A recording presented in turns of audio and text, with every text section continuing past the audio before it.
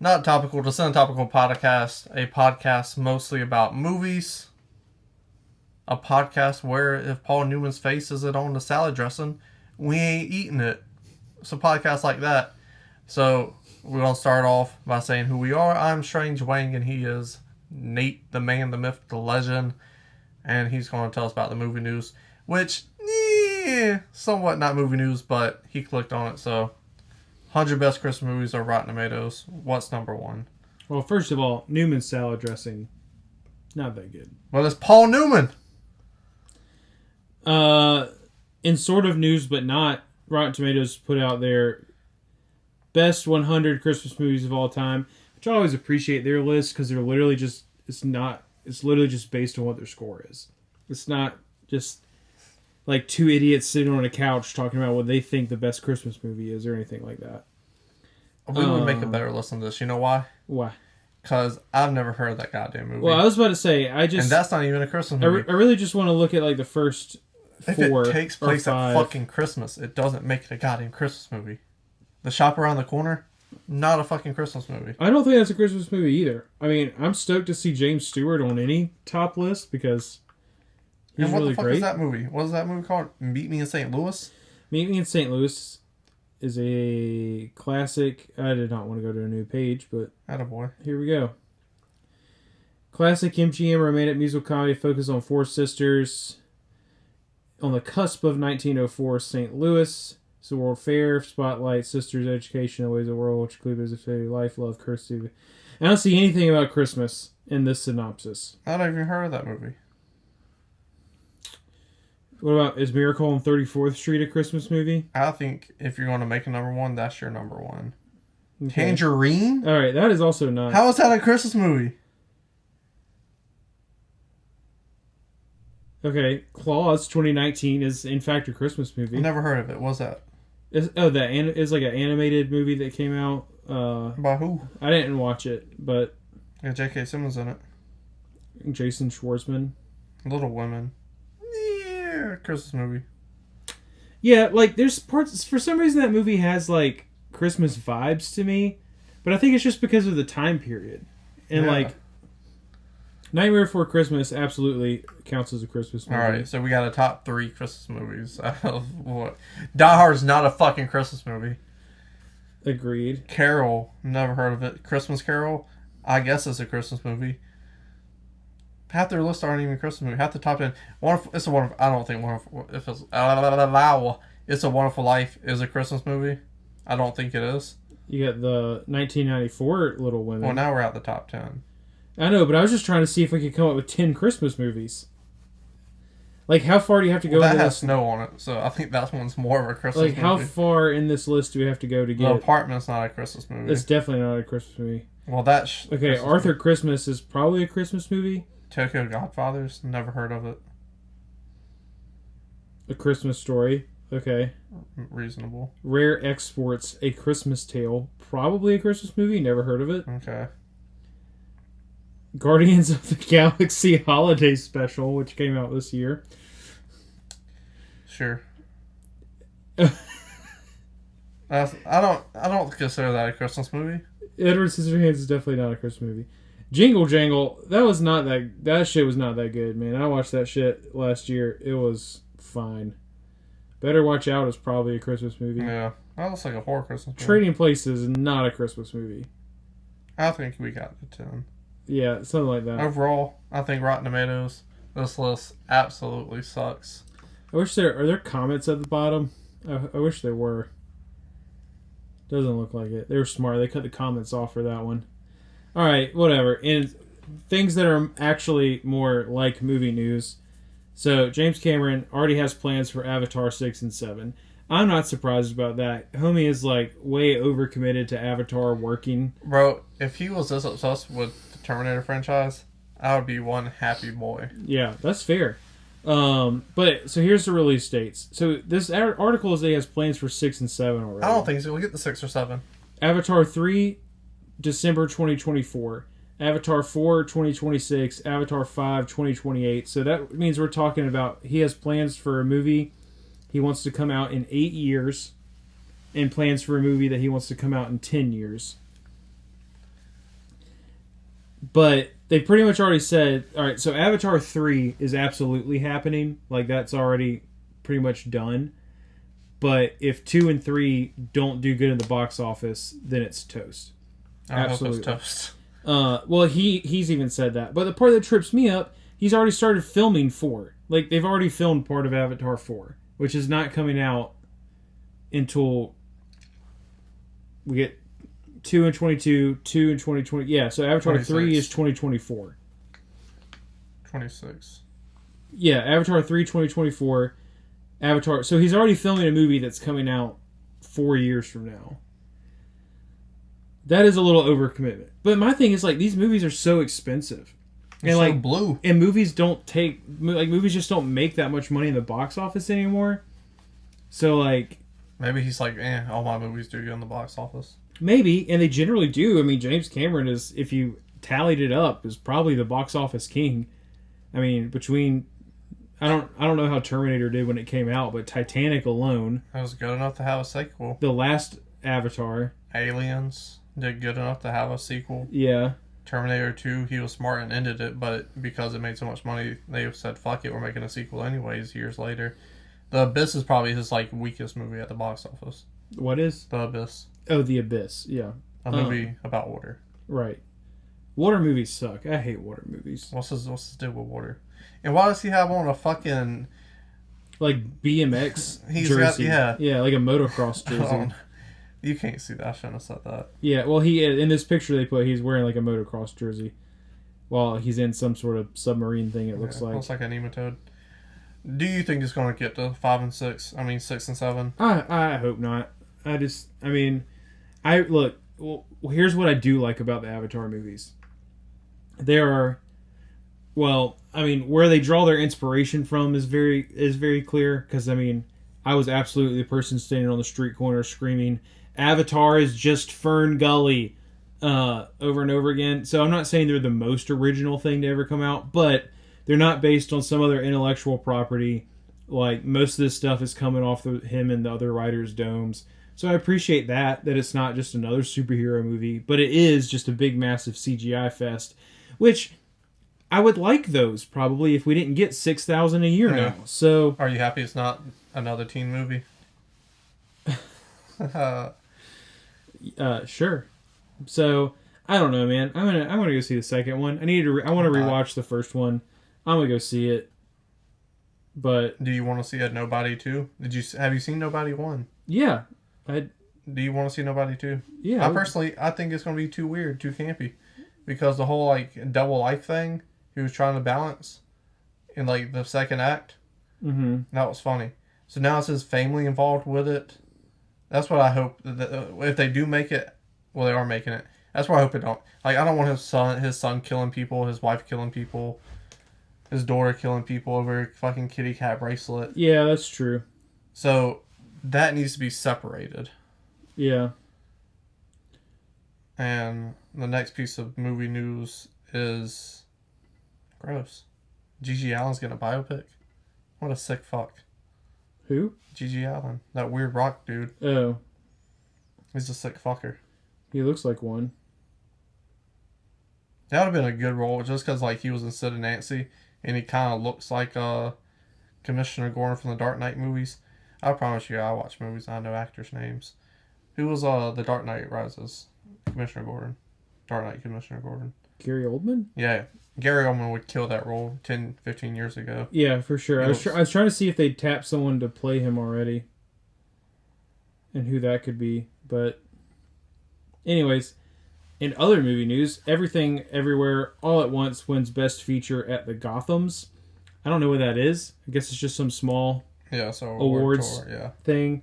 Fucking dope. As of right now, that's easily still my favorite movie of the year. Same. I would absolutely love for that movie to win Best Picture at the Oscars.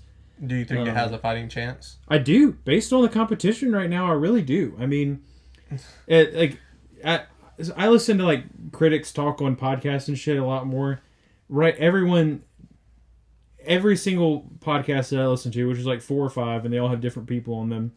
Everyone is either thinks it's going to be Everything Everywhere All at Once or Tar. Yeah. Like, if I had to guess right now, Top, because there's 10. There's too many of them, especially now. This is the worst time to put 10 out. Because then there's been a bunch of pity ones. Like Black Panther 2, that'll probably be a pity one. Just like, Chadwick Boseman, he passed away. They did really good with, like, the tribute. Let's throw that in there for fan service. So people watch the Oscars. Right. And then it won't win, and then people cry on Twitter because they only seen MCU movies in the theater this year. Top Gun. Yeah. Well deserved. Only go do 5, I think. Everywhere All at Once. Tar. Oddly enough, I think The Menu will, because it's done pretty good. And like theaters, and it's like unique. It's weird. Yeah, it's different. The Whale's gonna get nominated. The Whale. Yeah. And like those are like 5. I think like. Yeah, I don't know about the menu. The menu is like interjectable, but I absolutely love The Menu. Yeah, I mean, if I had to make my list right now, The Menu would be 10? On there. But out of 10 nominations, it should get nominated. I don't disagree with that. I mean, The Fabelmans will get nominated for sure. I would personally like to see Glass Onion get nominated as well. Like, there's not a lot out there. And there's too many goddamn movies anyways to watch all these fucking movies. Because I'm sure Netflix has like 3 movies going to get nominated that I'm not going to watch just because I don't really give a fuck. Yeah, I really like The Causeway that came out on Apple. I would throw that in there. I haven't seen it yet. I don't think it would win, but I would put it in there. I haven't seen it yet. Thanks, Anna. I'm just kidding. I've been forgetting to ask her for the password. Oh, nice. I need to. Because like whenever I like go to watch a movie, it's like late at night. Yeah. It's like there's some nights where it's like, all right, I have all my work done. I have all the Instagram things I need to do for my other job done. I have the editing that I do for the other YouTube channel on the side done. And it's like, I don't have anything to do the next day. Because I can't sleep without sleeping pills. So like whenever I need it, I always have to take a sleeping pill. I don't got nothing to do the next day. I can sleep in. I'm going to watch a movie. And it's like 2 o'clock in the morning. I'm like, yeah, she's definitely not awake. So I never send the message. Well, you could send it. It's not going to wake her up. She'll see it when she wakes up. Well, I think there's a line. 9:30 is like that for phone calls. You're not going to bother her sitting 10 o'clock, no more text. Unless you know they're up. Like you? Yeah. I don't know your schedule, but you work nights. So. It just depends on phone nights or days. Yeah. Yeah. And lastly, Indiana Jones trailer. Very surprised. I was incredibly surprised. I was a dipshit, and I took my photograph. I hate taking thumbnail photos anyways, so I was like, all right, let me get this shot out of the way. This shit's gonna be fucking trash. So I took a picture for the thumbnail, representing my face because I thought it was gonna be trash. Yeah. And ended up loving it, and didn't want to take another photo. So like my thumbnail for it's like, I don't want to watch this. Like it's like ugh, but I actually like really enjoyed it. Yeah, I was so very surprised. It absolutely felt like a return to roots, right? Like I don't know if it's gonna be like a half anthology with like deep fake and like good camera work, a lot of night scenes, shadows, using those to great effect, right? And it's gonna lead into the Mad Mikkelsen, and like plot or what? But it looked very good. Yeah, and it just felt like Indiana Jones. Like the last one just did not. Good. And like, I mean, the score hit at like the perfect time. Like they flipped the script on him with the gun thing. Like he was on the receiving end of it. That was like such a dope nod, because it's like I said this when we talked about it a couple weeks ago. The only way to make this work, like you can't, like I don't care if it's stunt doubles or whatever. There's just nothing you could do that's gonna convince me that like 80-something-year-old Harrison Ford is out there doing some insane level of badassery. Like, if he's in the movie, it's going to have to be incredibly subdued. And as far as action goes, pretty much the only thing we really saw him doing was cracking a whip a couple times. And that's all you need. Other than that, give me Professor Jones. Like, give me Dr. Jones. I don't, like, less Indiana, more Doctor. And if you want to have like younger actors and then deep fake Harrison Ford over them to show us some indie action scenes from the past, I'm down with that as long as it looks good. And like I texted you and I was like, homie went broke on that deep fake technology. It was good, yeah. Because like that shit was crystal clear. It was clean. It was like, if I didn't know any better, and like my kids, let's say my kids, they're like, all right, I want to watch all the Indiana Jones movies. Yeah. I could probably tell them that like, oh, that one was shot right after that one, and because the deepfake technology is that good, I could trick them. I think. Yeah, I mean, I think that shit's slick. the only thing that would trip them up is that it obviously doesn't look like it was shot on film like the old ones were. Well, the but, fourth like, one. I haven't seen the fourth one in quite some time, so I don't know if I'll show them that one. But I was like, "There's a fourth one. You don't need to see it." But this came after the fourth one. Yeah. I wonder if it's gonna have any callbacks to the fourth. You think? I don't know. I mean, I think it should not. I think it should just pretend that didn't happen and roll on. Shia LaBeouf just shows up out of nowhere. He's a fucking deadbeat dad. Yeah, right. I don't know. We'll see. What I really want to see is Indiana Jones, like Harrison Ford, scare a bunch of birds with an umbrella in this movie. Because that's what Sean Connery did. And because they were having the whole, like, brains versus brawn conversation, basically. And he literally just scares a bunch of birds up into a freaking airplane and crashes it. So that's what I want to see. I want to see him have his, like, I get where my dad was coming from moment. That'd be a good, like, plausible story arc for the character. I would like to see that as well. Yeah. And hopefully they're done after this. Yeah. Because, like... I really hope so. And it's like, look, if you guys... Hollywood just seems to think that they have to, like... They can only make money off something by a name. And it's like, if you want to make Indiana Jones-like movies, start a whole new franchise. Don't call it Indiana Jones. It's not in the same universe. Just literally create someone who is basically Indiana Jones and make them cool as shit and, like, create your own thing. You don't have to keep Indiana Jones going. Yeah, and Spielberg doesn't need the money. It's his production company. Right. I don't understand, like, why he felt the need to do this. Maybe he feels like, all right, I fucked up last time. I shouldn't have listened. Like, George Lucas just came off with 3 bad movies. I shouldn't have listened to him about the aliens thing. Yeah. So maybe this is like an apology.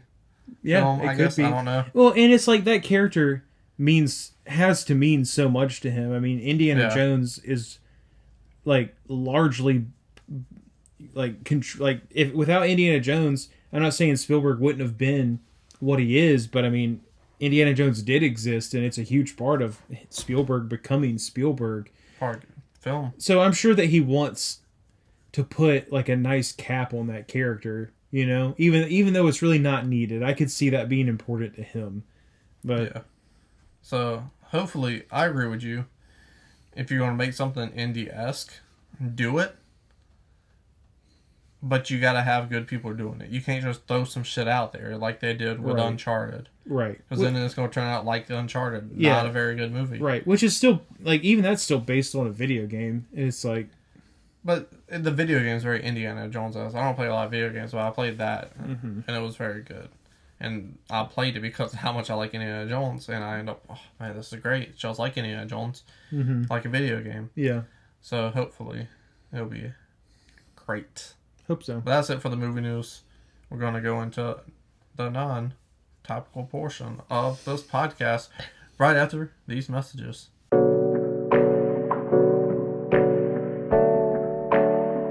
As it's known by me and probably other people, because people notice things, you know? Okay. I'm like a sweater. You can call me Big Wool. You know why? Because I'm a heavy sweater. Okay. I sweat a lot. Like a Coogee sweater? Under the pits. I don't think that's wool. But... Do we have an ad? Is this what this is? No. Oh. Can you cut the light off, by the way? The top light? I gotta do that. Hopefully it looks better. I think that looks better. I'm like... I like my deodorant. It smells very nice. But... The sweating... So I switched up and I got some new deodorant to try it and like with the sweating. Yeah. I went with Old Spice because it said 3X protection, and there was another Old Spice that said long lasting protection or something like that. What deodorant do you use? I use Old Spice. You use Old Spice? Alright. Specifically their timber scent. Are you also a heavy sweater? No, I don't sweat like that. Yeah. See, I'm a sweater. Yeah, I have to be working out to like really sweat. I do. I drive in the car and I sweat. Oh, yeah. It's fucking awful. Not a sweater. Like, no defense to large individuals, but I could not be a large individual because, white shirts, forget about it. We went to a fucking wedding, and this part was in the, what was the thing called? The suit. It rolled up in the suit. Oh. The underneath shirt, and it was in my armpit, and it was like... Yeah, the only guy that wears short sleeve button ups under a suit, but... Well, I wasn't going to wear a long sleeve. It was hot. If I had it my way, and this is very first character, but he would have had it around November, December time, and I could have just wore my fucking turtleneck, and I would have been the best dressed motherfucker there. But no, because it was too warm, and I would have burnt the fuck up. So, well, how's the new deodorant going? I don't know, I just bought it today. Oh, you hadn't used it yet? No. I was going to message you, but you're fucking garbage about messaging people back. So True. Very busy. I was like, I think he seems like an Old Spice kind of guy. Mm-hmm. I use Dove soap, so I was going to go with some Dove soap. Dove deodorant. Yeah. But I was like, I'll try out this Old Spice, and if it doesn't work, I'll move on. But I was like, I want to, because like, I never had like a dad growing up, so like, I don't know, like, I was never recommended a brand. Yeah, me neither. I had like a stepfather. Well, you had a dad. I had like a... That is me. I still didn't get recommended deodorant brands. I mean, you could go in there and see what the motherfucker was using, though. I didn't. I had to figure all that shit out. My dad's parenting style was, it'll be better for you in the long run if you just figure everything out on your own. Bro, you probably got some fucking scars on your nutsack, then. That sounds awful. Because you probably didn't know how to shave your face that good. And the hair was probably coming in the same time. Yeah, I had to figure it all out. And he was like, if I ever get laid... Because, like, back then, you was like, I could get laid tomorrow. You never know what might happen. I might go and, like, walk this old lady across the street, and she might throw some poontang at me or something. It was exactly what I was thinking. Some old poon Annie. Mm-hmm. So, I don't know. I was curious. So, Dove's next. Old Spice. Hopefully it works. Because you got to have the right scent. And... the job, it needs to do its job, but the scent's got to be there too. It's like a 60-40 ratio, scent being the 40%. Okay. To me. So, you. Thank you for your advice. Some more advice. Mm-hmm. So, as you know, your TV went out.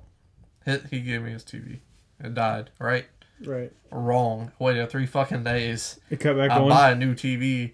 Come on, the motherfucker's on. So I'm like... Well, it's like 20 years old. It's on its last leg, one way or the other. Like the guy, you know the guy who helped me. His name's this thing is like a first generation, like LCD flat screen. Like it's still kind of thick. Like it's like 20 years old. Pee Wee, you know the guy. He helped me move the TV and whatnot. Yeah. And I was like, we were calculating it, and I was like, that thing's probably 20 years old. Yeah. This thing might be as old as I am. So I was like, I'll just keep the TV anyways. And, you know, like, I don't know. You want it back? I'll give it away to someone. I figured you didn't want it back. Mm-mm. I didn't want to take it to the dump without, like, seeing if someone wanted it. Yeah. But my new TV, because I don't do technology. So I was trying to hit my PlayStation 3 up and my PlayStation 2. Oh, and the 3 prongs. There's nowhere to put those. Oh, I forgot to answer you about that. Yeah, I know. Mm-hmm. I sent this motherfucker a fucking message about it. Well, yeah, because I read it and I was like, picture. Dude, welcome, like... And he sends me a fucking video of donuts. That's what the fucker does. It has nothing to do with the goddamn video. I was like, you're not even offering me a donut. You're just telling me about donuts. So, is there any way I can hook? Because I assume you had your Nintendo, Game Boy, whatever. First of all, a PlayStation 3 should have an HDMI hookup. Mm-hmm. Like, let me rephrase that. I know for a fact that, well, maybe I don't know. PlayStation 3 should be, I don't know, maybe it is, I don't know. It might have been a first generation PlayStation 3. It should be HDMI compatible. I don't know. But there's not like a little thing I can, like, adapter. I don't know. What, you're asking me about 8 audio visual cables.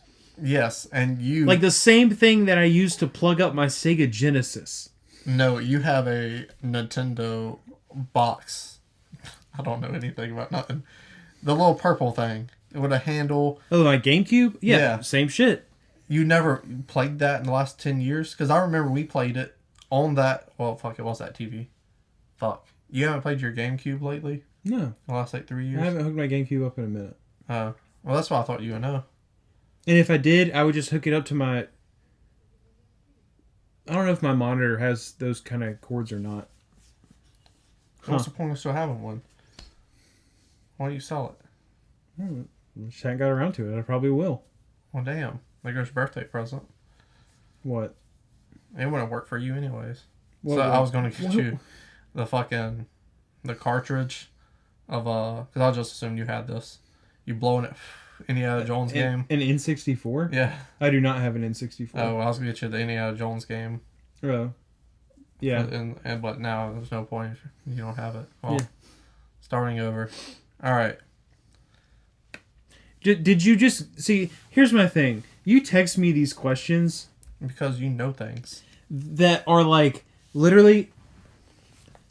Watch this. You want your answer? I didn't know what those cords were called. How to hook up AV cables to new TV. And look, there's an adapter right there. That's why. So you do your research. Though. Like, I read your text sometimes, and I'm just like, I want so bad to be like, did you Google it? Like, your Google. Well, I didn't know the cord's name. Like that thing, the red, yellow, white. Okay, all right. How to hook up red, blue, and white cables. There's no blue. To new... Okay. What is it then? It's not the fucking American flag. It's yellow, red, white. It's like that. Red, yellow, and white Chinese flag? cables to new TV. Still try to spell blue.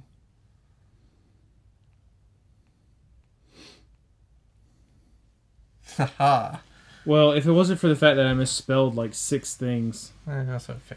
Oh, look, and then I click the shopping tab and you get the same thing. And then we'll get your tutor, you figure it out. Okay, well, here's your answer. Yes, there is in fact an adapter that you can buy to plug up AV cables to an HDMI and then your HDMI into your TV. Well, most of the stuff I figured you just already knew. Well, now you can buy one too, and you can play I can play my GameCube. There you go. I can play Need for Speed Underground 2. Is that the one with the song? Yeah. That shit's fire. Yeah. Such a great song. Mm-hmm. Great game. I didn't play the game. I own the game, and I don't really like racing games, so I would just put it in, and I would play with You just listen to Little John over and over. And over it's and a great over and over soundtrack. again. I did the same thing with the Punisher DVD. What does it say? I can hear what you're thinking, all your doubts and fears. That little old southern rock song. Oh yeah. From the movie that the guy sings to him in the cafe before they go on the high speed chase and he kills them. But yeah, I would just put that in too and just CDs. What are those? CDs nuts. That's gross. Fucking pervert.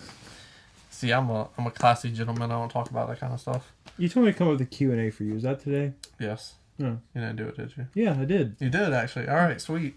All right. If you want to see his Q&A, check out last week's video. That's all the movies I've watched. I was about to say, I only need 5 questions. And we'll figure out a fucking list. Well, I have a little more than 5, but that's fine. Maybe I'll trim some out. No, some of them will probably be quick. I trimmed some of yours out last week because of time constraints. That's fair. So okay, would you rather never have to sleep or never have to eat? But you could do either of them if you wanted to. Eat, 100%. I hate eating. I have IBS. I'm lactose intolerant. I have fear of public restrooms. It's an anxiety disorder. Mm-hmm. No one fucking believes me. Undiagnosed. Well, I got health insurance. But I knew I had ADHD before someone told me I had it. I can Google it. Yeah. And I did, and I found out. Well, lactose intolerant thing is pretty... Just don't use WebMD. It'll still tell you have cancer. So the lactose intolerant thing is pretty self-explanatory. Right. Yes, when I eat dairy, I shit everywhere. Yeah. Not everywhere. It's in one contained area. I watch House. I know what I'm talking about. There you go. Who is Strange Wang? Sounds like a fucking R-word interview. Nardwar, yeah. I want to give the Jay-Z answer. You're Strange Wang. We have to. It's our job to know. Where he's like, he gives like such a deep personal answer. Mm-hmm. He's like, who are you? And he's like, oh, I'm just a kid from the Marcy Projects in Brooklyn, New York, who made it out. That's a terrible Jay-Z impression. It is, but I know what you meant. And he gives this like long, deep answer. And he's like, you're Jay-Z, we have to know. Yeah. And he's like, oh, who is Strange Wang? Strange Wang is a heightened version of who I used to be. Who I used to be turned up. Yeah. Unlimited budget. You are an auteur. You are writing, casting, directing a film. Unlimited budget. What genre or type of film are you making? I'm making a crime movie. And I don't know how I don't know. I would have to have the plot to look at the characters. Yeah. Well, I just asked you what genre or type you're making, and you answered that. Crime for sure. Crime movie. If I like what decade does your crime movie take place in? Oh, 70s, of course. Boo. But if I had actors I wanted to work with, I would want to work with Denzel, De Niro, Pesci, Shia LaBeouf, just to see what it's like, you know. Brad Pitt, but like Mayo Kaluga. De Niro's just walking up to you like in between takes, and he's like, "Wang, this shy kid, I just don't know if I can work with him." Well, they did this like reading table. He's off the hinges. Yeah, like one of those actor tables. Oh yeah, he was in it. Ray Romano would be another one. I would just like as like a very side character. I would love to work with Michael B. Jordan, Schwarzenegger. Like I don't know what he would be cast in, but like he would be like a John Wick final fight boss who has like one fight scene he has choreographed 10-15 times. There you go. Why do you like Uno so much? Why do I like Uno so much? Oh my goodness. Because there's so many different ways to play Uno. I finally got to play Uno Tipo. Doesn't really work too well for two people. Also, more complicated than it really needs to be as well. But there's so many different ways to play Uno. There's spin Uno. There's all types of different Uno games, flip, whatnot. But the unpredictability of it matches the skill set of it. Because like Go Fish, you don't need skills to play Go Fish. Uno, you need to have some type of strategy going into it. But also, you get hit with a +4. You know, you can't predict these things. So it's a skill ability. Because you're not fighting other people. And you're not even fighting yourself. Like you are basketball. You know what I'm saying? You're fighting the unpredictability factor of it. And I love that. And I love my favorite thing of Uno is playing in teams. Because that's how I get most invested in it. Because now I'm relying on this other person to win. And if you play online, you can see their cards. And if they make a stupid fucking mistake, I also start screaming. He's seen it before. I have seen it. It's just, I don't know. It's an adrenaline rush every game. I love it. How much would someone, like realistically, think about an actual number? I'm not going to come up with it, but how much money would someone realistically have to pay you to shave your head? Shave my head? Shave it. $16,000. $16,000? That's how much I have left on the car. Oh, okay. I was hoping it was going to be lower. I was going to try. So, hold on. If I said $2,000, you would give me $2,000 to shave my head? No, not right this second, but I would literally text everyone. You would consider it. I would text everyone we know and be like, I need $2,000. Here's what it's for, and I guarantee you that. Oh, you 100% would come up with it. You would get $1,500 easy, I think. Yeah, I think $1,500 would be like easy. I would tell him you'd have to scrape for the $2,000. I'd tell him I needed 3 and keep the. I pull a Strange Wang, bro. So I was buying deodorant earlier. Wait, so are you saying 2,000? No. Oh. I was seeing how low you would go. Yeah. To actually do it. So I was buying deodorant. Homegirl's like, Do you need a receipt? I say no. She walks away. I haven't put my card in or anything. Mm-hmm. And I was like, I have my card in my head. I'm like, should I walk out right now? She gave me the bag and everything. The bag's in my hand. I wanted so bad to walk out. Couldn't do it. Nah. Nice. Because I've been walking around the store the last 20 minutes. Yeah, that's fair. Yeah. My face is very visible, so I was like, fuck it. I'll pay for it. Okay. You can... You have to pick one. And whichever one you pick, it's not that it's the only movies you can ever watch again, but you can't watch the other one ever again. Okay. Okay. Sophie's choice. So, Rocky, just the first film, or every Scorsese movie. So if you pick Scorsese movies, you can never watch Rocky again. But if you pick Rocky, you can never watch any Scorsese movie. I'm picking Rocky. Over every Scorsese movie? I'd never have to know about Cape Fear remake or the Frankenstein No, remake. you know they exist. Well, I don't have to watch them again. You don't ever get to watch Goodfellas. Okay. Like, you don't ever... That's fine. That's like your favorite movie. That is not my favorite You movie. have literally listed that as your favorite movie before. Oh. It changes. Sometimes it's a Bronx Tale, but No, like... Bronx Tale's number 1. Always and forever. Rocky's number 2. And everything else is like... Top 10's just like switches out, basically. Top 10 for sure. Goodfellas. That's insane. You're... Alright. Alright. You're never allowed to watch any of the Star Wars movies. Well, that's not that good. I was gonna say La La Land versus Star Wars. This ain't my Q&A. Okay. Continue. It's the last one. Are you skipping over some? No, this is the last one. Really? Yeah. Man's running fast.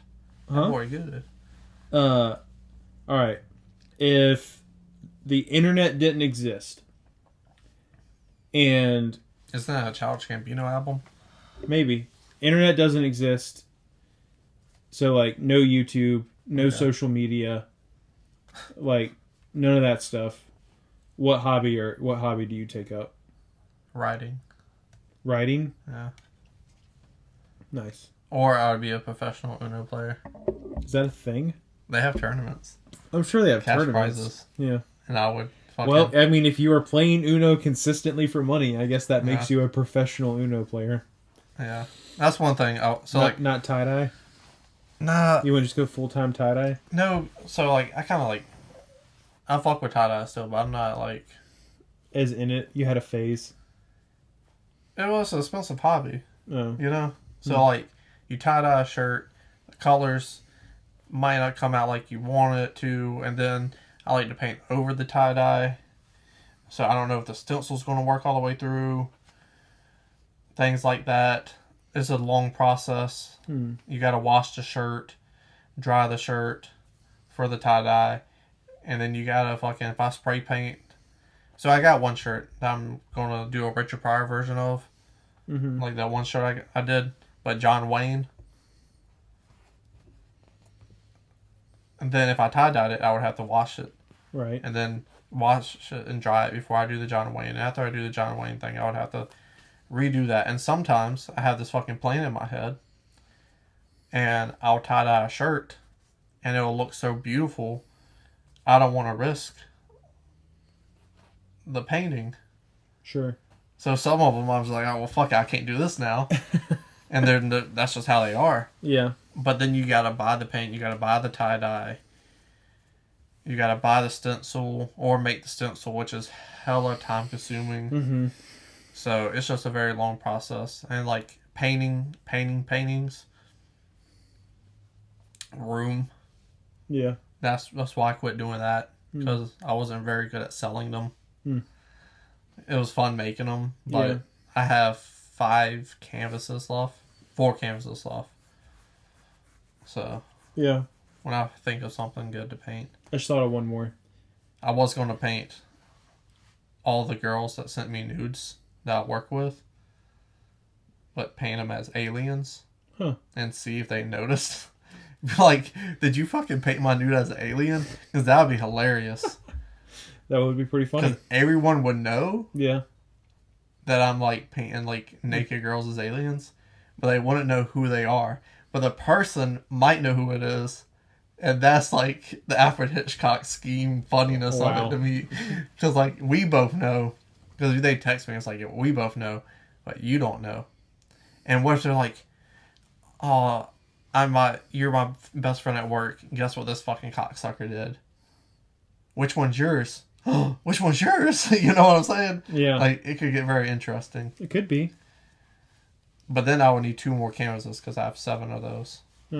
Well, 7 people. I'll pick the best nude for each one. That's mildly disturbing, but... What? That you have 7 nudes from 7 different people you work with. All over the years. I'm a loyal employee. I did not know where you were going. All right, real last one. How many news of coworkers you got? 0. I don't believe you. If you were a Funko Pop, what would your Funko be wearing? Oh my goodness. Yeah. That's what I thought about doing. Oh yeah. I thought about getting a Funko Pop that looks slightly similar and repainting it. Nice. Because I'm bored and I don't have anything else to do in my life. Okay. Since I've given up on my YouTube dreams. Uh-huh. And like don't care about having a fuck ton of videos or editing as much. Yeah. Or putting as much effort into it. Right. Have a lot more free time on my hands. Not a ton, but you could start enough. writing. That's true. You gotta have to fill in though. You can't just sit down. It's true. I've tried. Can't force that. Anyways, Funko Strange Wang. What's he wearing? Pit Vipers? Honestly, removable sunglasses. They don't do that. But if I can make it work, I'll make it work. I mean, it comes with like 5 different pairs, so you can switch them out. Yeah, I do have a lot of pairs. My Richard Pryor shirt, which would be hella difficult to put on. So tiny, like his head would get so small. Yeah, probably couldn't see that. That's a bad idea. A pink and blue tie-dye. That would be easier. Button-up shirt with not the last button, but the 2 buttons above that button, and everything else unbuttoned, including these. Because that's how Tyler Durden wears his unbuttoned shirts. Okay. I stole that from him. You leave the bottom one unbuttoned, so they get a little happy trail action, and you just leave all this unbuttoned. Okay. And then I would wear probably skinny jeans. Like, I've transitioned over to looser pants just because they look better with high tops. Because I got Dunks and I got Jordans. And just the skinny jeans doesn't go super well with those. But I'd probably go with, if I'm getting the look from Strange Wang, I'm going with a pair of skinny jeans, ripped, and a fucking pair of fanny pack flip-flops. If I'm going for the look. Yeah. That's the look. Yeah. It's wintertime. I can't wear them right now. So I got fucking Jordans and Dunks. Just be cold. It'd be stupid fucking cold. Nice. But yeah, I thought about getting a Funko Pop and trying my hand at making one of myself. Yeah. Painting it. Because all you gotta do is heat it up, boil, put it in hot water, loosen it up, pop the head off, switch the head with the body you want. But the problem is I would have to find a body with a button-up shirt with pants. I'm sure that exists somewhere. Yeah, it probably definitely does exist.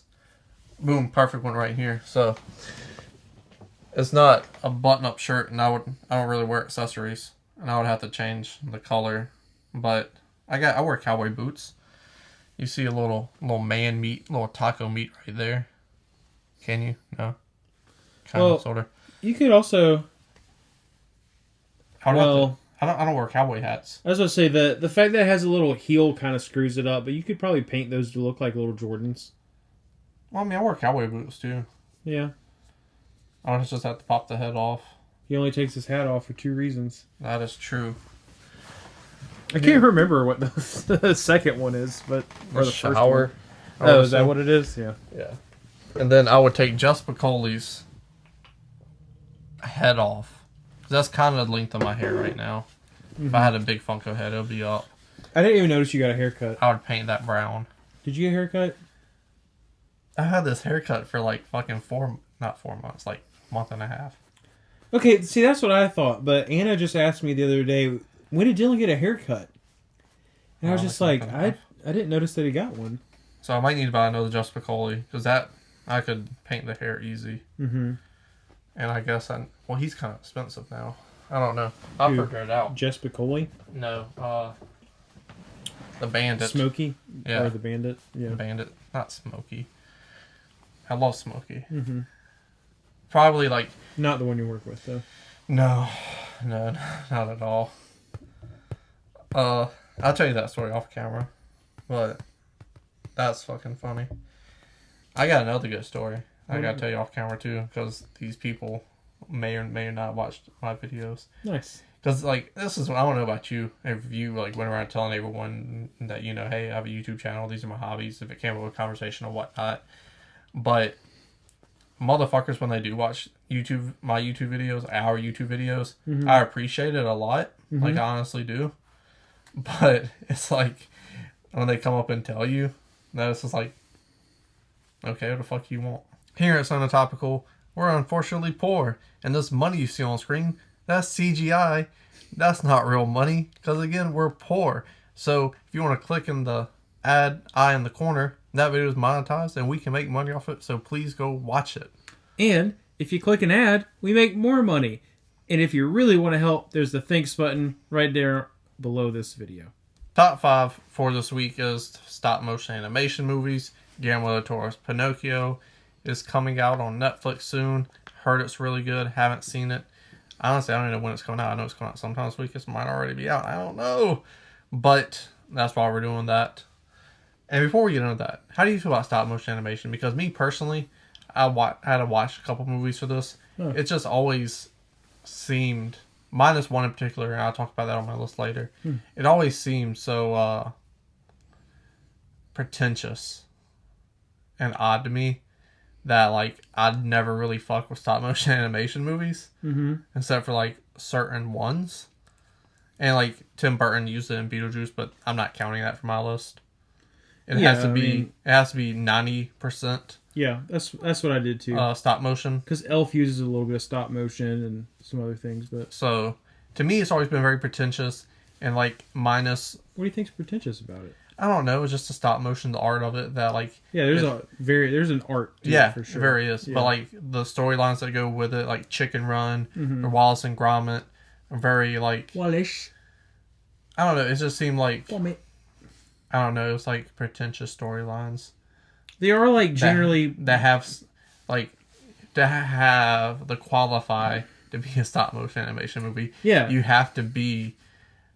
They're almost all like darker. This like incredible, like top tier child's story. Yeah, like Wallace and Gromit. So to me, it's always been very pretentious, and I had to watch movies for my list to make it. Because I've seen Wallace and Gromit once. I've seen Chicken Run once. Did you watch Shaun the Sheep? No, I didn't watch Shaun the Sheep.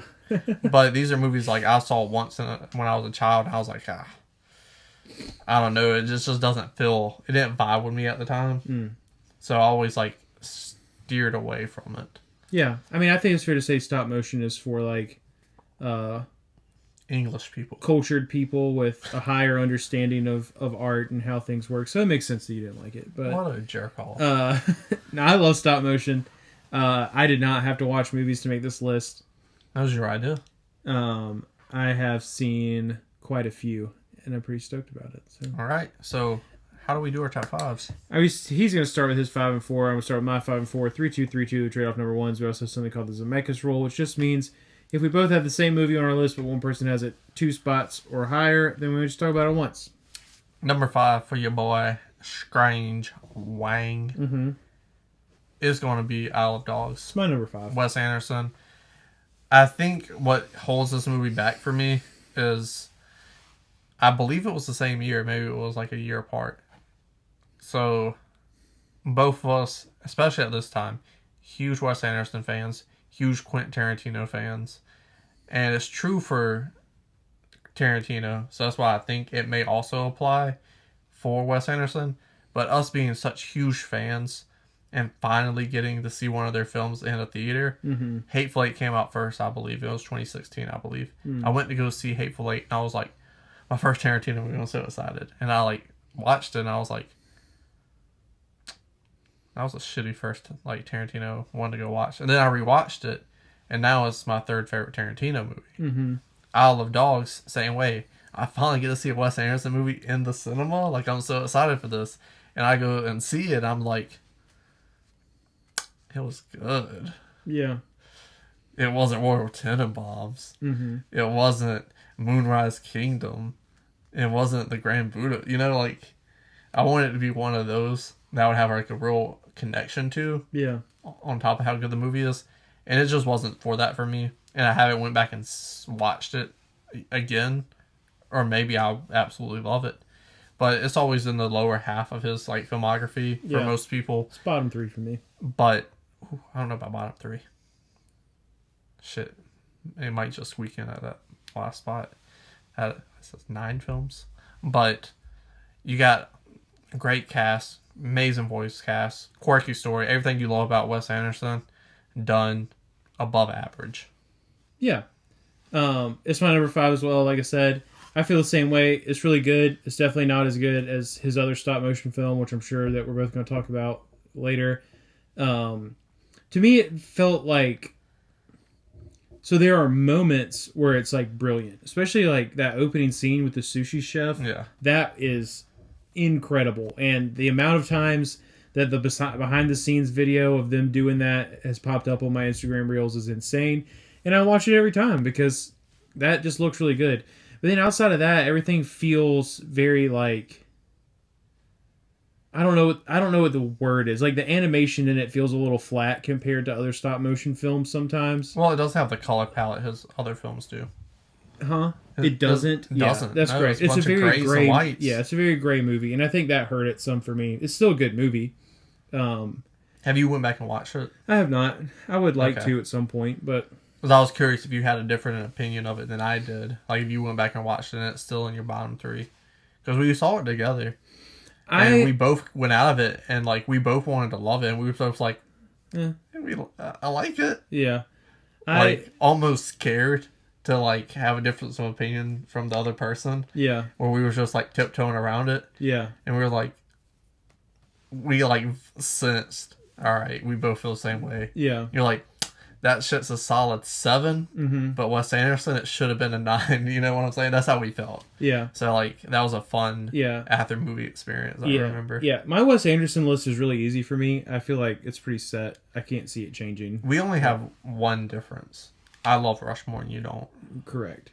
And, like, our top 3 might be different because I'm going to put... It's a different order. I'm going to put Budapest at number 1. It's a different order. Top 3 is the same. Moonrise, Budapest, Tenenbaums. Well, and I also like Darjeeling Limited a lot more than you do. So... Well, that's where the bottom 3 would switch. Yeah. Rushmore would switch out with Darjeeling Limited. Yeah. Because... Well, yeah, I guess Isle of Dogs is not my bottom 3. Because Bottle Rocket... This isn't a Wes Anderson video. Right. We're going to talk about him some more. He's fucking great. Number 4 for me is one that I did see as a child and only seen once as a child. Maybe twice. It was a childhood movie. But James and the Giant Peach. That is a slight Zemeckis. Really? Yeah. Wow. Mm-hmm. You got the floor then, dog. So my number 4 is Chicken Run. Good old Mel Gibson. Yeah. Kanye West's favorite actor. Ew, yikes. This movie's just really fun. And like we kind of touched on it earlier, looking at like at least my list of stop motion movies. So like obviously, and you know some of these may come up on one of our lists coming down the road, maybe not. But the first one everyone always thinks about is probably Nightmare Before Christmas.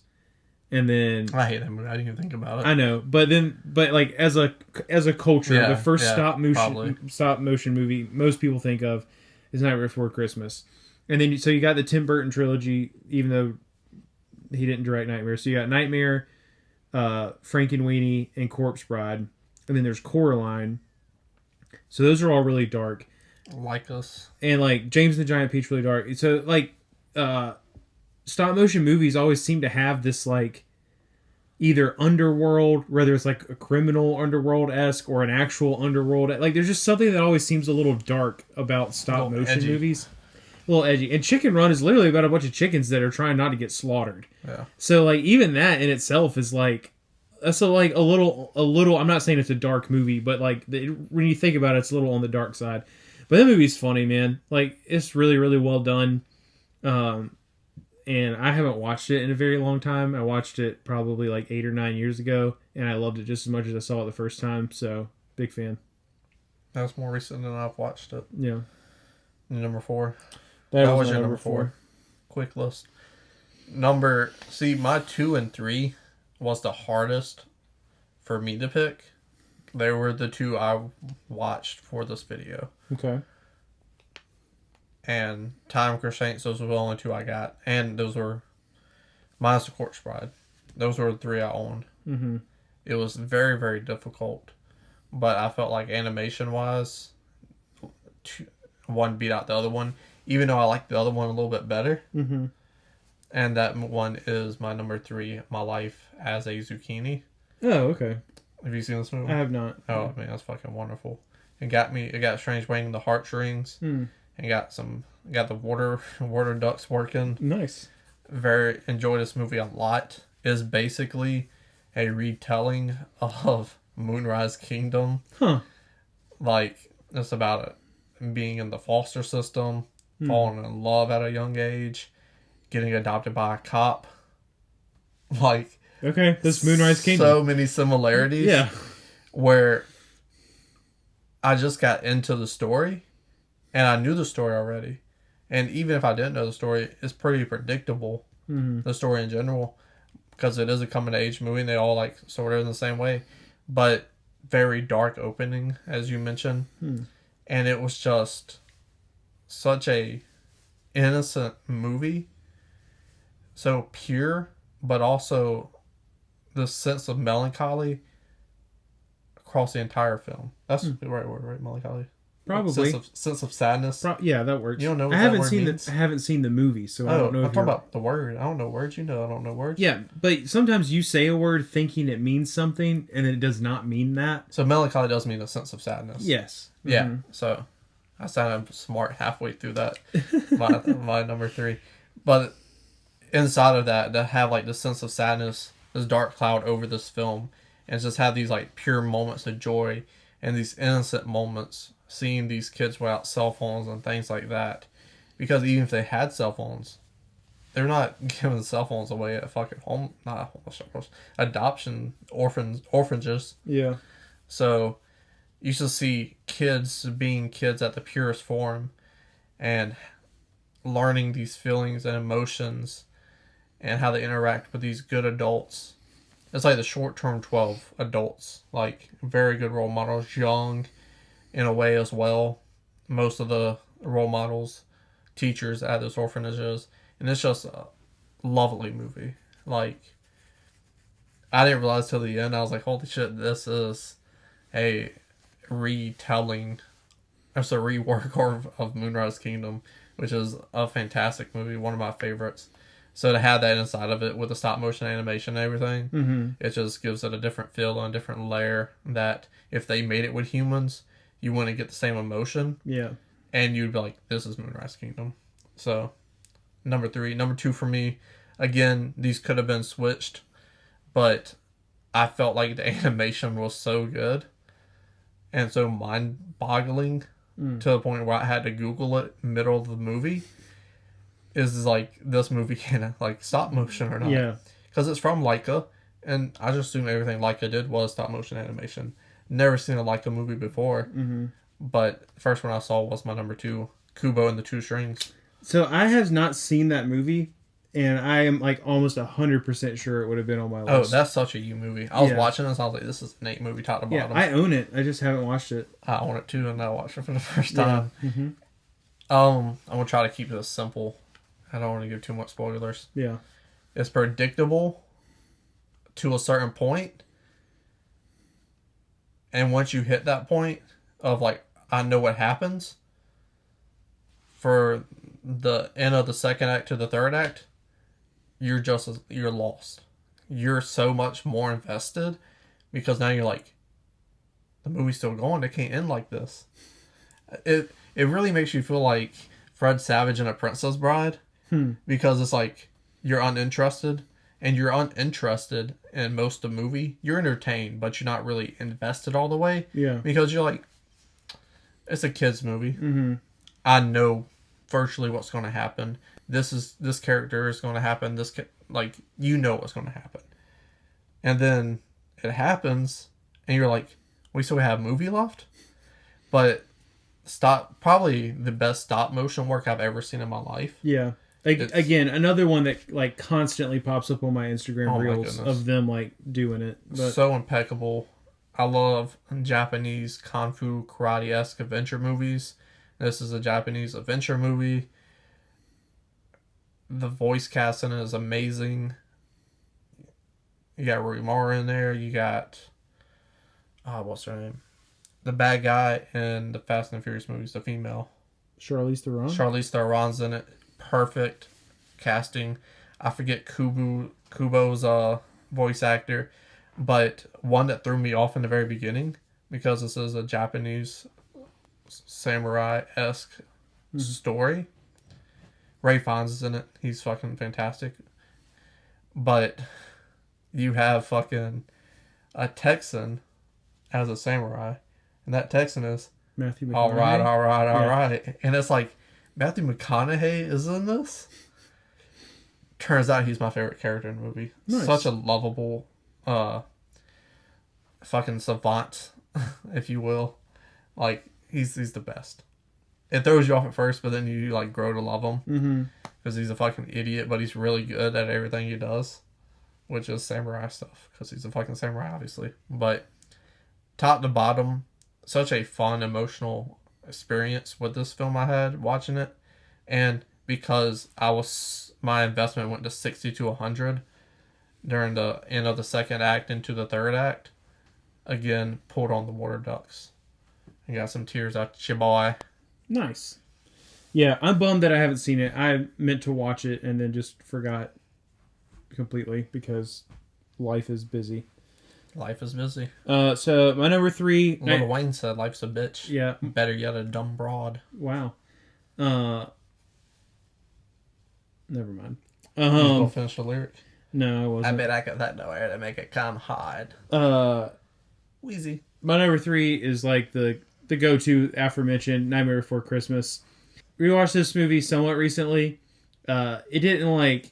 It's not as cool or as impressive to me as it was when I was like 7 years old watching it for the first time. My wife also recently watched it for the first time. Did not like that movie. Was semi-appalled that I was allowed to watch that movie when I was 7.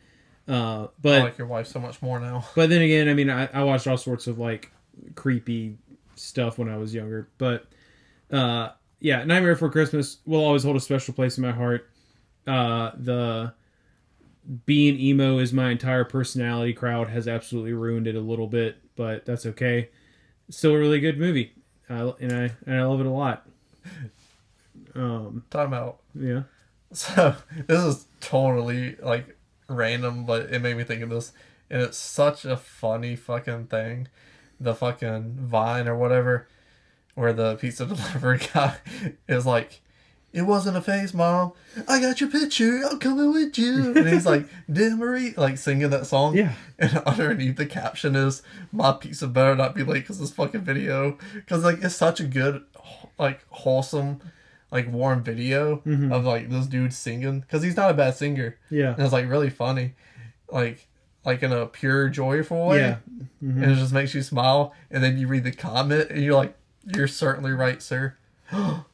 Oh my goodness, I want to say this. I should see. This is why I have my phone and I read off my phone and I don't memorize my list. Also, another reason to watch Kubo and the Two Strings is the end of it during the credits.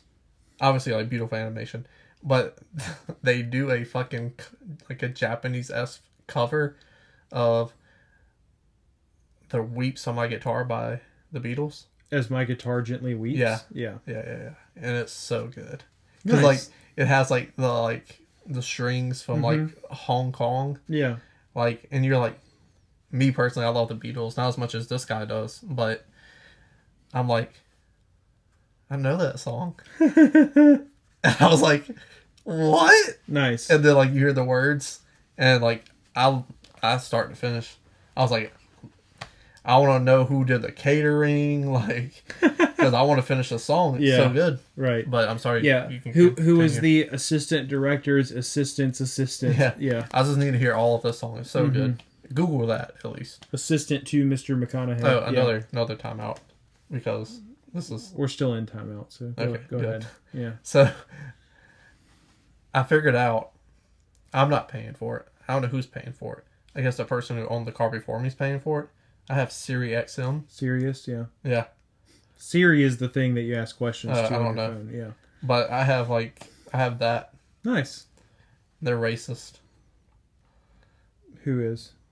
The person who owned the car before you? No, I guess the radio station. They only they're like rock stations and country stations. Yeah. Are like 10 to 15. There's 2 hip hop and R&B stations. Huh. And they're both R&B basically. Oh. Like I'm trying to listen to fucking Lil Uzi. But nah, I guess we gotta hear Chris Brown all the time. Well, I can't help you with that. But I have listened to a lot of country music, and the Beatles have their own radio station, so I switch between As country yeah. and Beatles. You should just stay on the Beatles. And then sometimes I listen to the comedy thing. Oh, yeah. But their comedians suck on there. Michael Cotton would love you. Bro, their comedians are so ass. Yeah. Every once in a while you get a good one. I heard a good 10 clean 10 minutes from Groucho Marx. Huh. And that was surprising. Funny motherfucker. Love that man. Nice. But continue. Yeah, my number 2 is Zemeckis from earlier, James and the Giant Peach. Another one where I remember... I can't remember what the event was.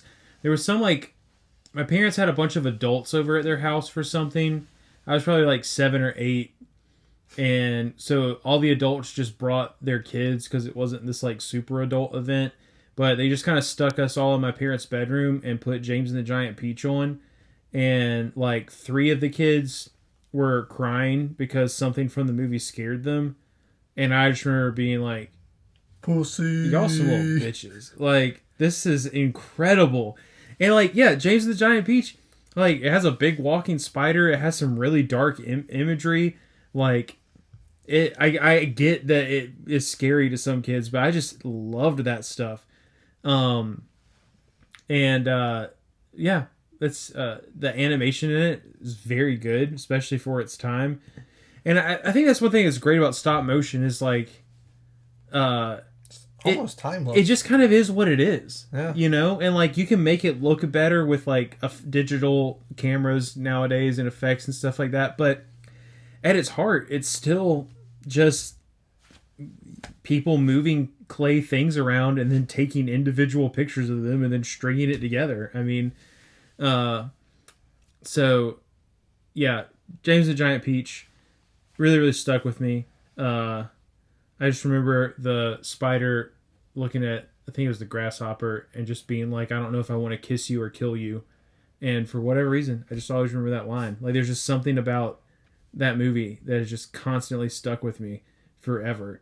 And I love how dark it is.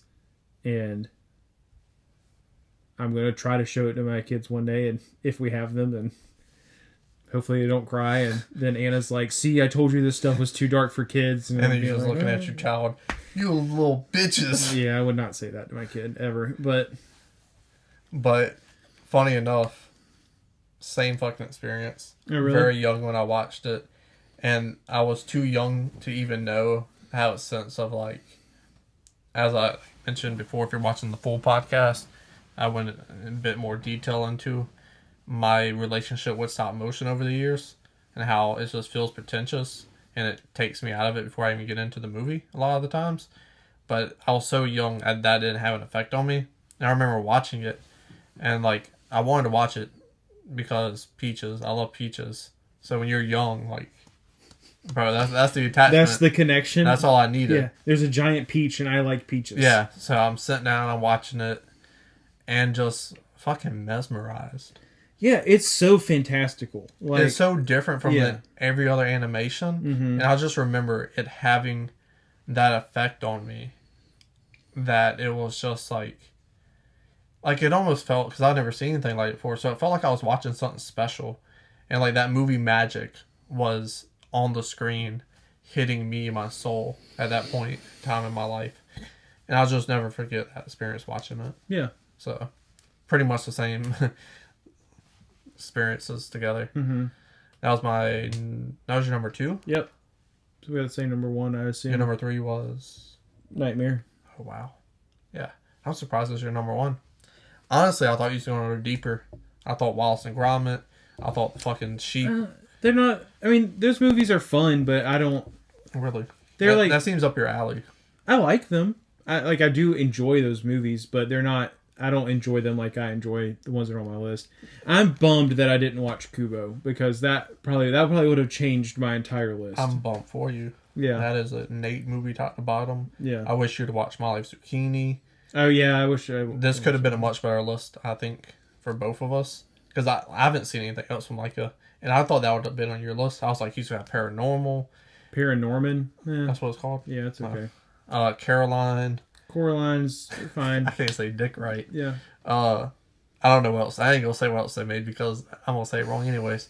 So I just thought, like, you being a little emo kid. Those are, like, literally the only 2 I haven't seen. Like, Kubo and the Zucchini one. Yeah. Really? Yeah. Okay, I thought this list was going to be, like, fucking But apparently out there. those are the 2 that probably absolutely would have made my list. So, Well, I mean, here we are. The one you don't own, I own. So, like, if you want to borrow it, feel free. But, number 1,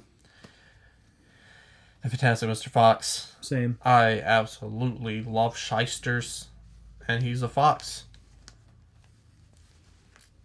Makes sense. But he's trying to settle down. He just has a hard time. Yeah, he's trying to settle down. Like, for whatever, this started the fox trope in animation movies. Zootopia. The bad guys, the recent animated movie from this year, where all the bad animals. Oh, the bad guy. The movie, tries The Bad Guys. Yeah. to go good, and its leader is a fox. Yeah.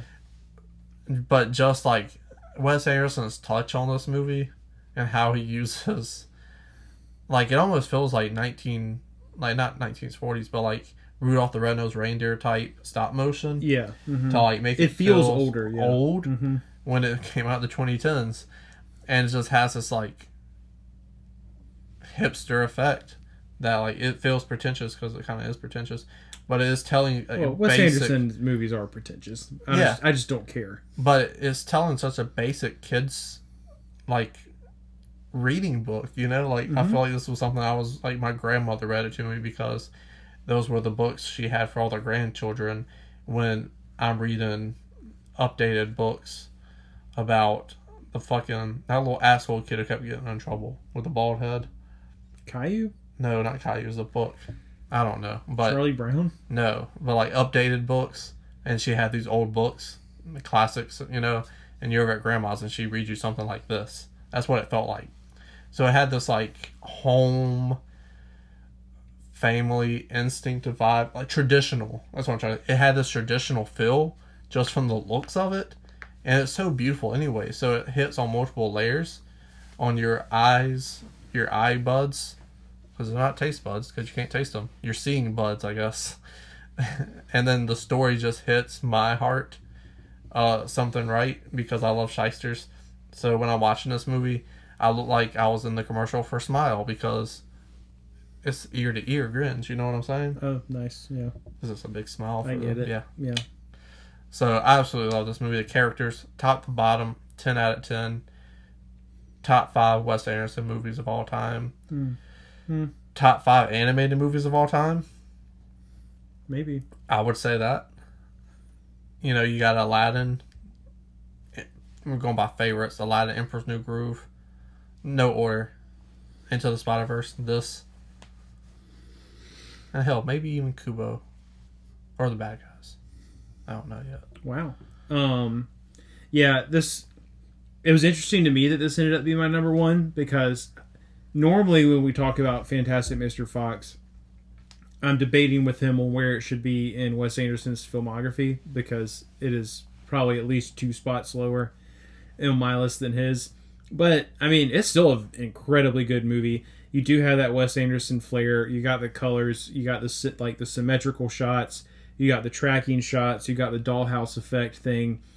And, like, so obviously the main plot is Mr. Fox, is unhappy with the way he lives. He wants to bump himself up a social class, and the only way he sees to do it is to rob these farmers, right? So, but inside of that, you have a story that's really about like being a parent, and his relationship with his son. When all of a sudden, like another family member shows up who is everything that Mr. Fox wants his son to be, and learning, adjusting I guess it's really a movie about expectations too, because he has his expectations for himself. He has to learn to adjust his expectations for his son, and others around him. So there really is a lot of like deep, heartfelt messages to find in the movie. They're not as overt as they normally are in a Wes Anderson movie, which is why it bumps it down a little bit for me. I think at times the plot feels rushed. But even though I feel like we don't get to sit with the parts of the movie that I care about the most, it's still my number one on this list because, I mean, in terms of plot, it goes deeper than... Like, it is a more real story told in a way that kids can comprehend it through the use of stop motion than any of these other movies, at least on my list. And I really love that about it. That's interesting because... Oh, also, bold-ass claim. I'll say what I was going to say first. Movies about expectations is interesting because Strange World just came out. I reviewed it Eye in the Corner somewhere. Mm-hmm.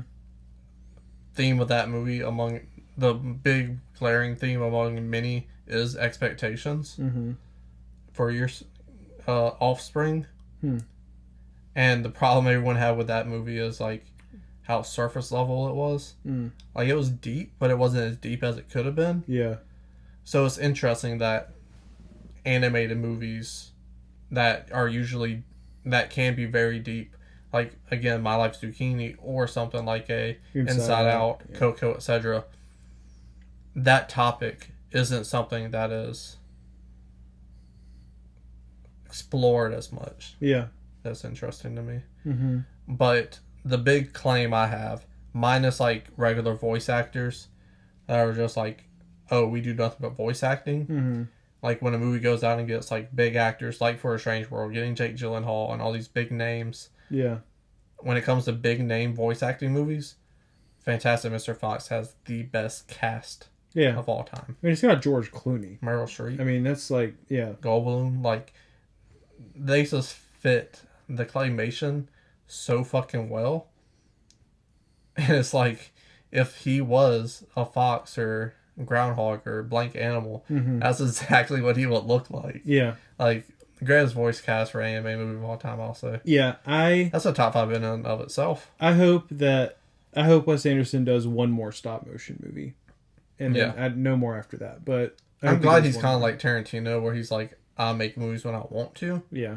I wish Tarantino wouldn't have put the 10 on it. Yeah. Because now he just, every podcast, is the next one going to be your last movie? Like, what about, are you really going to stop at 10? It's just like, jeez, dude. It's like, it's so interesting because like, he has such a more of a cult following than everyone else. Like Wes Anderson fans, they're just like, they just wear sweaters. Yeah, and they're on Instagram pages about Wes Anderson. Yeah. Talking about how great Wes Anderson is. But they're not like bugging the shit out of the topic of, is he going to make another movie? Yeah.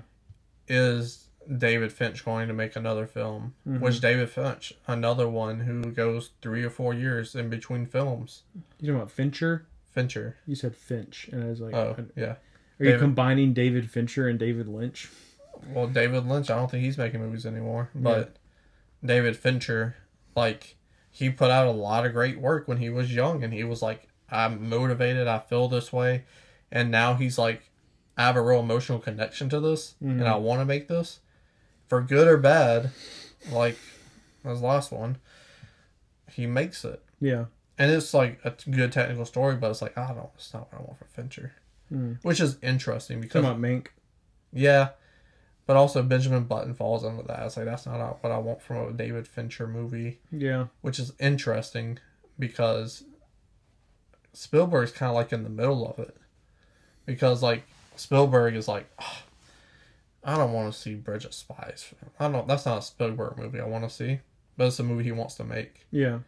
The Post, not a movie I want for Steven Spielberg, but it's a movie he wants to make. It's like he goes in between. He's like, all right, I'm an adult. Let me make something that I want to watch now. Let me make something that I want to watch when I was 10 years old. Here's the BFG. Here's a movie I want to watch as an adult. Here's a movie I wanted to watch at 18. Here's Ready Player One. Mm-hmm. And he just goes back and forth. Like the Fablemans is like the perfect mix of that. I wish you would hit that more because you have those adult themes and you have like the innocent moments in the film love in it. Yeah. Because it's semi-autobiographical and it's just like, I wish every movie. Because it was interesting. So interesting. Have you seen any of that? No. Ah, you need to. I'm going to. It has that like Spielberg magic of like a Jurassic Park, of like an Indiana Jones, but in a completely different way. Yeah. And it's like, I guess you would compare it to like Cinema Paradiso, whatever it is. Paradisimo. Yeah, whatever that movie's called. Like magic like that. But it's like, it's so interesting. He has such a range of like magical moments in film. But I don't know how we got on Steven Spielberg, but we did. This is the Not Topical podcast. We will do a better job of talking about things that are not topical next week, hopefully. Maybe. Because we do what we want, really. Yeah. I mean, I don't even know what I want. I feel like we talk about Kanye West every week, so I'll try and get away from Kanye West this week. Even though he did pop up during the Mel Gibson thing. He's going to keep copying. Like, Kanye is just going to keep saying. He got suspended off of Twitter. I know. Yeah. Here we are talking about Kanye. Yeah. I don't have a side. I don't do politics. I don't believe in politics, whatever the fuck, right? Mm-hmm. People are mad at Elon Musk for buying Twitter. Mm-hmm. And then they're all like, oh, look, he's eating crow. He suspended Kanye. If you want to talk about how guns should be legal, cool. Do I agree with you? Do I disagree with you? Not enough for me to talk about it on Twitter because I don't give a fuck. But if that's what you want to do on your Twitter, that's fine. If you want to talk about how many genders there are on your Twitter, guess what? I'm not invested in that conversation, so I don't give a fuck. Mm-hmm. But if you go out of your way and say, hell, Hitler, and I'm like, fuck with Hitler and shit, yeah, 100% should be suspended. Yeah. It like, will. People are so like nitpicky and like so overly critical just to like put someone's face in the mud. It's like, to me, people only following those people. Like if you, for instance, on your Twitter account wanted to talk about a certain political topic, mm-hmm. and you were, this is how it comes off of me, you're the redneck version of that. You believe the redneck way on this topic. If it's guns, genders, whatever, they're all pretty much... Wait, this is a hypothetical. Hypothetically. Okay. I was just making sure you weren't calling me a redneck. I was You're like, the redneck. What are you talking about? But, you're the redneck version of this person on Twitter when it comes to these topics, right? mm-hmm. Who's following you? Other people who believe the same Exactly. thing. Yeah. That's what... Like, the whole canceling thing and all this... like, or just trolls who want to argue. But... And that doesn't make any sense. That's a waste of your time. Block them. It doesn't make any goddamn sense. Either way. Like, same thing. If you're one of those people who supports everything, right? Mm-hmm. You're not changing people's minds on Twitter. You're not. No one looked at your Twitter and said, oh, I'm getting rid of my guns. You're not changing people's minds on Twitter. Yeah. So for Elon to like say, hey, I'm gonna loosen this shit up, and like you're just gonna have to get tough skin about it, or be mature and block someone when they say stupid shit to you. Mm-hmm. But why fucking crack jokes and talk shit about the guy? Yeah. When he actually was like, all right, he actually crossed the line. Yeah. Here's my issue with that whole thing. First of all, people just make shit up in their heads to fit their narrative, and that it drives me insane when people do that. Twitter literally barely fucking changed its terms of use. So like, even though he said he was probably going to unblock a bunch of people that got blocked and stuff like that, like he still never said that he wasn't going to block people, period. Yeah. Like no, he never said that. It never came up. And people just wanted to take it that way because they don't want Donald Trump on Twitter. Which, I mean, I don't either. The guy's a fucking idiot. Like, I don't want to... Because if he's back on Twitter, I'm going to have to see that shit on my Twitter feed every day, and I don't want that. So No, like, you can block words. Yeah, but like something is still going to pump up. But yeah, so that got taken way out of context because people want things to fit their narrative. All right, and second of all is Twitter is a privately owned organization. It is not your local state house. It is not. Dang it! What do they call that thing in front of Soapbox. where all the people were on the force? It's not the mall in Washington D.C.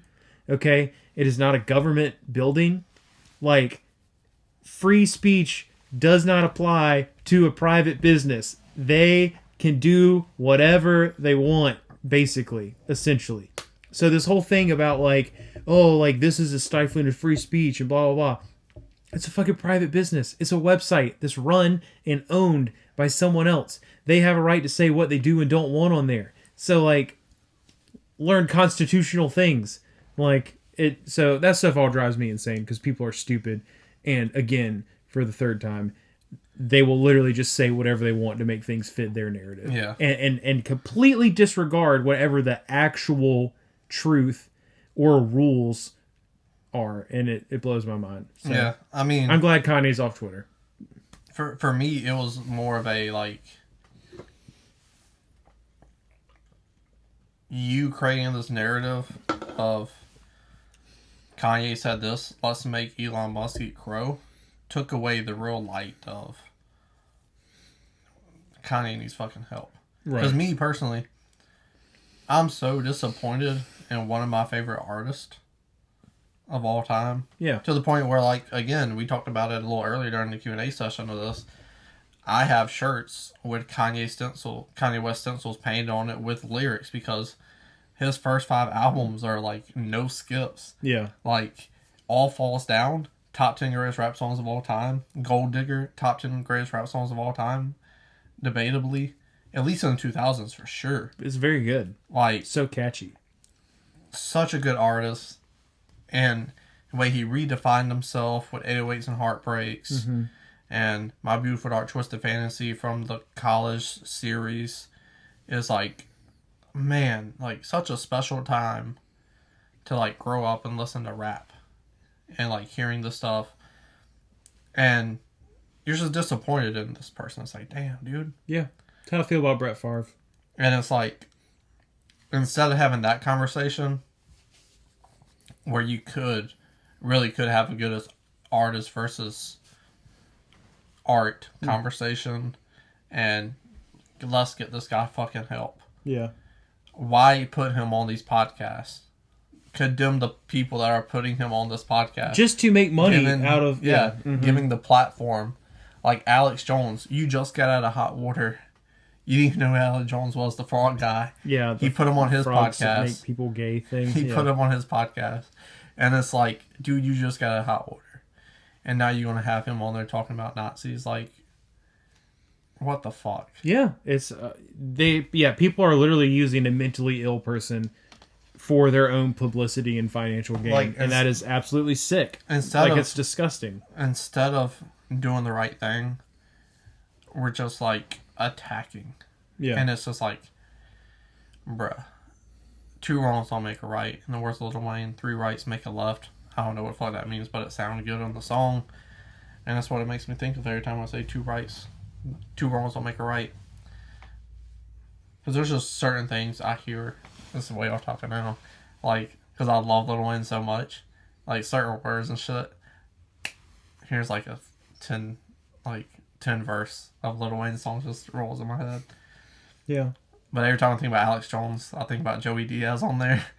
where that motherfucker, he's on there with Rogan. And he's like, alright, this is like the online thing. Tell Joey to come in here. Keep your curse words to a minimum. It's online. We can't really get in trouble for it. And Joey Diaz was like, alright, I'm gonna fuck with this guy. And he was just like, talking about how he's like, airport security is just like he feels like it's kind of like slack now from what it used to be. Because he's like, yeah, I was smuggling weed under my fucking left nut because the left nut's bigger than the right one because I'm a lefty. And like and he's like, Alex is like trying to stop it. Oh, you can't say that. And he's like, Obama, free speech, motherfucker. And then he's going on this massive tirade, but he ends the tirade with like fucking lunacy. I love Joey Diaz, like favorite podcast person, favorite person to listen to on the internet by far. This motherfucker's like, he's like, take a joke or take a fucking shuttle. Joey Diaz, Facebook, Twitter, Instagram.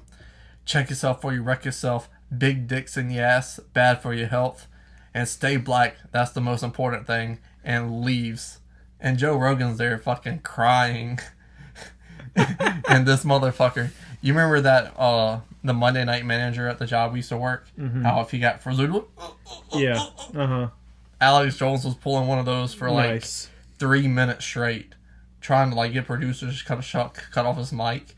But Joey Diaz, this fucking 250, 6'3" Cuban guy, is just going nuts. And it's one of the greatest things I've ever seen in my life. Nice. Like, I'll fucking say that shit all the time. I just walk up to people I work with. Big dicks in your ass, bad for your health. Stay black. And the new guy was like, what am I supposed to do? Put my black on now? Fucking hilarious stuff. That dude's a fucking goober. I ran him when he was playing pool. Fucking, he's an imbecile. Sounds like it. Yeah, but, well, you got some not topical stuff anyways. You got a good 15 minutes about nonsense, but that's the podcast. Put your comments down below, what you thought about it, topics throughout. If you want to hit us with topics, movie or non-movie, put in the comments as well. What's your top 5 favorite stop motion animation movies? And most importantly, like, comment, share, and subscribe. It's not a game, it's a rich